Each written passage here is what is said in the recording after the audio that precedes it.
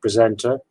So if Marieke is on the platform. Hi. Hello, hi. This is Dr. Marieke Nederend from Leiden, the Netherlands, who is presenting her work on interest in the treatment of systemic right ventricular failure. Marieke, very good to have you with us. Thank you. Thank you. Okay. So if everyone can see my presentation. First of all, thank you for the introduction, and everyone at home, thank you for attending. My name is Marieke Nederend, and I am pleased to present our study, sacubitril/valsartan in systemic right ventricle failure, the first experience. First of all, I have nothing to disclose. In patients with transposition of the great arteries after correction by atrial switch according to Mustard or Senning, or in patients with congenitally corrected transposition of the great arteries, the morphological right ventricle is in subaortic position and supports the systemic circulation. The right ventricle is more adapted to high volumes rather than high pressures. Although we've seen that long-term survival for corrected TGA is quite good, up to 65% in 40 years we've heard this morning, there are long-term complications. These are also visualized here in the graph from the ESC guidelines. Systemic right ventricular failure is common, as are tricuspid valve regurgitation and rhythm and conduction problems, among others.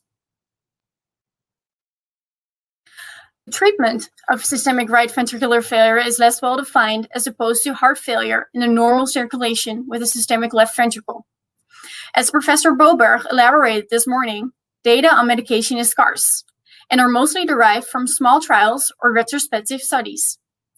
Extrapolating data from guidelines and large trials in left ventricular failure is not appropriate due to specific anatomic and hemodynamic characteristics of the systemic right ventricle. Beta blockers and ACE inhibitors or angiotensin receptor blockers are prescribed in overt heart failure based on carefully optimistic results from several mostly small trials and retrospective studies. Even in current guidelines, no solid recommendations are made. A relatively new drug, sacubitril/valsartan, also known as Entresto, has been widely investigated in left ventricular failure. In the Paradigm HF trial, sacubitril/valsartan showed superior effects over enalapril alone. It is now incorporated in guidelines and indicated in symptomatic heart failure patients with a left ventricular ejection fraction below 35% who are under optimal medical treatment. Yet, evidence in systemic right ventricle is still lacking. Our aim was to evaluate the feasibility and effect of treatment with sacubitril/valsartan in systemic RV failure in a biventricular circulation. We performed a single-center cohort study where we assessed all adult patients with systemic RV failure in a biventricular circulation who were eligible for treatment with sacubitril/valsartan. Inclusion criteria were severely reduced right ventricular ejection fraction, symptomatic heart failure, and optimal medical treatment, including diuretics, by beta blockers, and ACE inhibitors or ARBs in highest tolerated dose for at least 3 months. We excluded patients with a ventricular assist device or awaiting a ventricular assist device or heart transplantation. In the graph, the titration process is shown. Patients were started on sacubitril/valsartan after 36-hour free interval from ACE inhibitor or ARB. The titration process was complemented by eHealth Smart Technology. For more detailed overview of this eHealth Smart Technology pathway, you could review one of my posters available in the poster gallery. Patients were assessed 2 weeks after start and after dosage modification. Physical assessment took place after 3 and 6 months after start of highest tolerated dose. Patients were assessed at baseline and at 6 months with examinations listed here on the right. These assessments are according to standard care pathways in our center.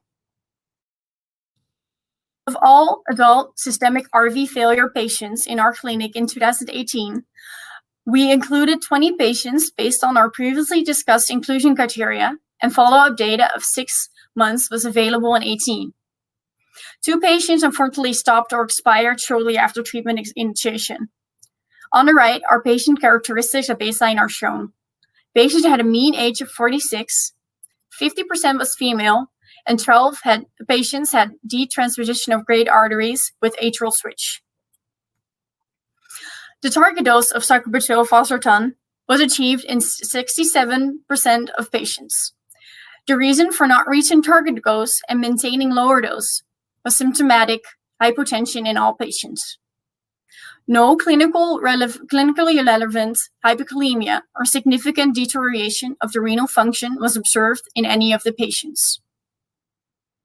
Here, the findings are summarized. Blood pressure remained stable after 6 months. The renal function was stable with a small, non-significant, not clinically relevant decrease. NT-proBNP levels decreased significantly, which is one of multiple important biomarkers in adult congenital heart disease, as we've heard in a very interesting talk on biomarkers from Professor Roos Hesselink. This decrease is also illustrated in the box and whiskers plot on the right. There was a decrease in median NT-proBNP levels, with also a smaller interquartile range and lower extremes. Furthermore, potassium levels did rise, but not to a clinically relevant level. For echocardiographic parameters, we saw that RV fractional area changed and global longitudinal strain improved. Also, 6-minute walking distance improved significantly, although we saw that exercise test parameters did not improve significantly. Also, looking at self-assessed quality of life, the domains cognition, sleep, and vitality improved. So in conclusion, treatment of systemic RV patients with sacubitril valsartan was feasible and generally well tolerated. We saw a significant decrease in NT-proBNP levels, which is well correlated with prognosis, a significant increase in 6-minute walk test distance, and both systemic right ventricle fractional area change and global longitudinal strain showed improvements. Also, the quality of life domains of cognitive function, sleep, and vitality improved. Furthermore, patients remained clinically stable without heart failure-related hospitalizations during 6 months of treatment. Of course, our study has limitations and should be interpreted in light of those. It was a small study population with only 20 patients. Plans for and it also was a single-arm, non-blinded, non-placebo-controlled study. Plans for the future will be to validate this on a larger multi-center scale. As a take-home message, I would like to present a summarizing graph of our study, which show our key findings, but may be cautiously positive towards the use of sacubitril valsartan in systemic right ventricular failure in a biventricular circulation. Thank you all for listening, and I will be happy to take any questions if there are any. It's a great study and great talk. Thank you. And ties up so nicely with both Greg Roberts' opening presentation this morning. So there is a large pool of patients to apply this in a randomized fashion. And to the excellent talk that Thomas Lusser gave before this session. So this is a wonderful pilot data set to have. Thank you very much. Other questions from the floor? There's a question from how was the right ventricular ejection fraction less than 35 was assessed? Was it by 3D echo or MRI? It was based mostly on echocardiographic, just like visual assessment.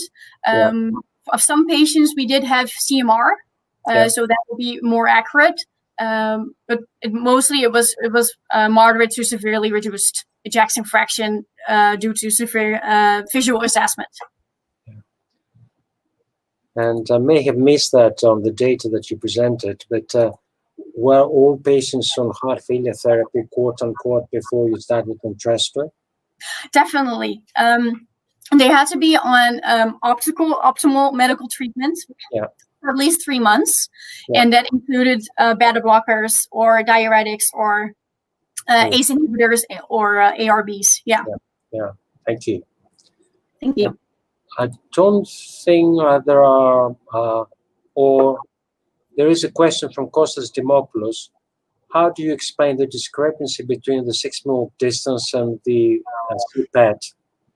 The CPET is notoriously insensitive for longitudinal studies. Should we stop using it in trials? That's a bit generic question. It's definitely. Yeah, thank you for the question. We were quite surprised to see the 6-minute walk distance improve and not the exercise test capacity. We did see a good trend of improvement, but we expected more. We could not really explain that difference, not yet. At any rate, we're really curious to see how it will develop in 1 year follow-up in the patients, because those are coming in and they're quite positive. So. This is quoting somebody else, a senior colleague in PH, to say that cardiopulmonary exercise testing is the kind of death sentence to trials. And this is an extreme position, but I think for certain patient cohorts, the 6-minute walk distance has a great value. And in retrospect, looking back at the Maestro study with, anyway, this is great. Fantastic. Let me see whether there are more questions for you. I think this is all. So great presentations. What do we have? We have a few minutes for just a very short